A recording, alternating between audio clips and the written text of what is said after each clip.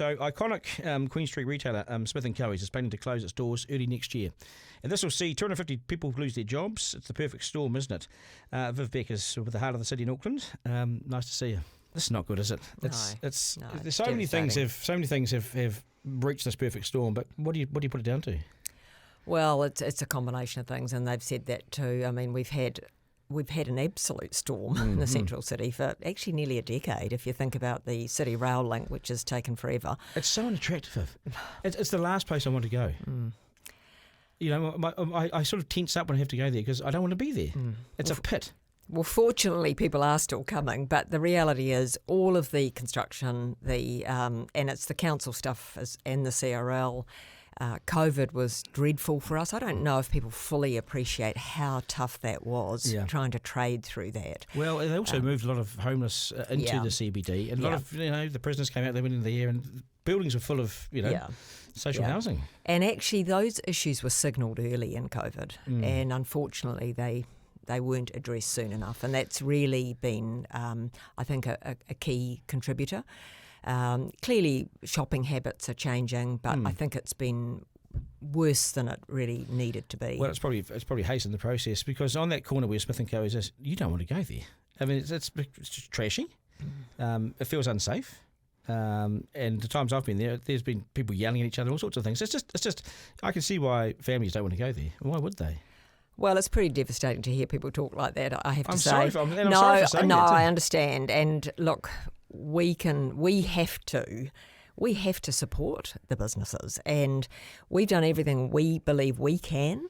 And we didn't want it to get to this point, and we're pretty devastated. You know, yesterday was unfortunately. I really hoped they'd make it. I mean, the thing. So you knew a little while back then. Well, I've known how tough it is, and that's why we've lobbied so hard and said, look, it's got to be safe. We've got to deal with mental health. All of those things have been on the cards now for 4 years. We've been lobbying hard on that stuff. The concurrent construction, vision's one thing, but actually doing it in a way that is survivable is another. But those businesses that the CRL, if people don't know this, Auckland's got an underground happening very shortly. But on top of the ground, it was complete chaos, and there were pubs and things. I don't know how they survived if they did it all, but they were basically shut off. There were barriers in front of them. Oh, look, no one gave them compensation.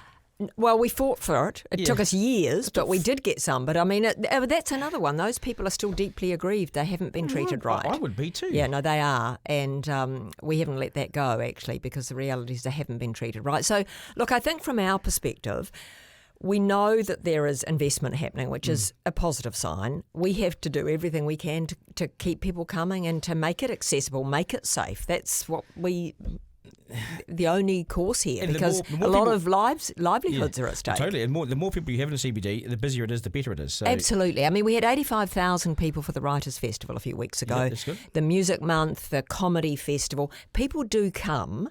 The problem is, of course, we've had people working from home. That affects a business like Smith & Co. that needs a lot of people. But the reality is, if there's events on, they do come. So we've got to get events. We've got to get events, and that's another thing. We do need more police. Because the reality is, we have to. Well, they are there. There's just not enough of them. No, but I've noticed the police are on the beat. Yeah, this year they have stepped up. I've seen definitely. That. But I took my son to buy a phone. Right? He wanted to buy a new phone. All the kids want to buy new phones, don't they? And I went, and he wanted to go to town to buy it. So well, that's what I used to do with my mum when I was young. So we did it. We came into town, and within 5 minutes of being there, we saw a guy pinch something out of a store, run away, and there were two cops nailed him around the side. Yeah. And they were they grabbed him and got him. But my son, who's 13, seeing this whole thing, he goes, "Oh, don't know if we want to come back here." Yeah, just a bit on edge. And that's the issue. The police have definitely stepped up. We think they're terrific. There just aren't enough of them. We've got over 1 million people there every week. We need more police. Yeah, but do you know how many police are really there? Because I've done some work on this. Yeah, I have too. And the fire service. Yeah. We're thin. There might be 14 police officers in Auckland for the entire night. No, we had 4% growth in 16 years, which was 4 people. I mean, that's outrageous. We've had massive growth in the number of people there.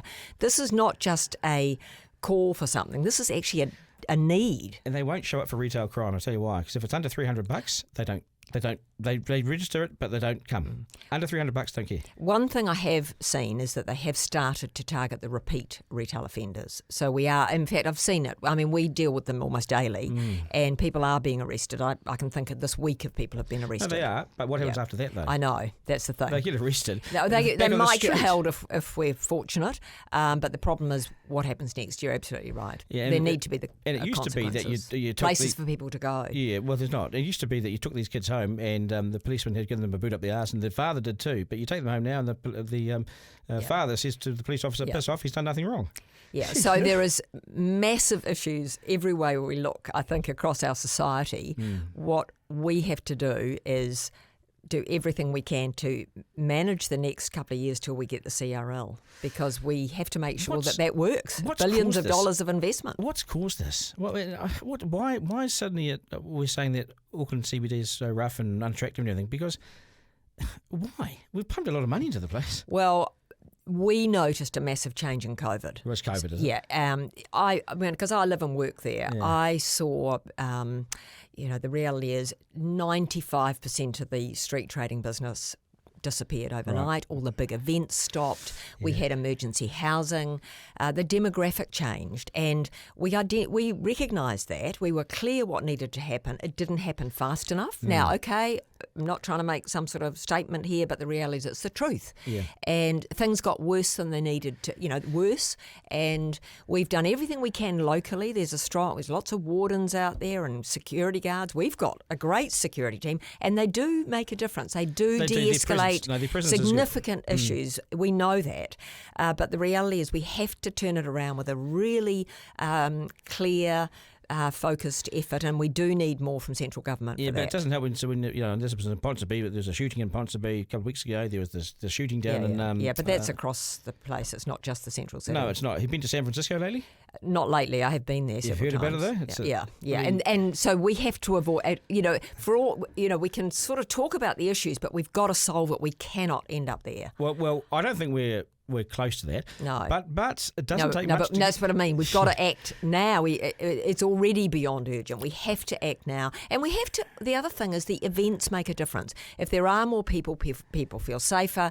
And we've got some great facilities. If you go down to the waterfront and look at some of the things that are opening, you could be anywhere in the world and going, this is amazing. Yeah, but certain areas are more challenged than others. But one might have to pay for car parking at night now. Well, we've made our views known on car parking. It matters to people. It really does, because that could be the difference. If you're going to have to pay, just the fact that you can get a free car park on the road. Affordable car parking is important to people. But to come at us and say you're going to charge them at midnight and 1 o'clock in the morning, 2 in the morning. Well, you heard our views on that. I know, good on you, but it just. And they're out of touch. Auckland Transport appear to me to be out of touch with society. The thing is, if I could say, as I say, we have, the big picture people can see. A bright future, but the way these things have been done have made it incredibly difficult for business to operate, for their customers to get to them, for their suppliers to get to them. We know that. That's why we've been so loud on this. How do you? A friend of mine yesterday, she came to the CBD for the first time in a long time to pick something up. She got a ticket. She got a ticket, and now she's not coming back. So that's one family, 4 kids not coming back. Yeah. So if anything bright is to come out of this, firstly, obviously, if this proposal goes ahead, that's a massive blow. So it'll be a case of what do we do? And obviously we'll talk to Smith Caughey about that building, because they own that building, and there's huge potential actually. What would you put there? Well, I think that the way people are shopping and the experiences they're looking for is changing. I just a few days ago went through the Radisson Red being converted from an office block right across the road there.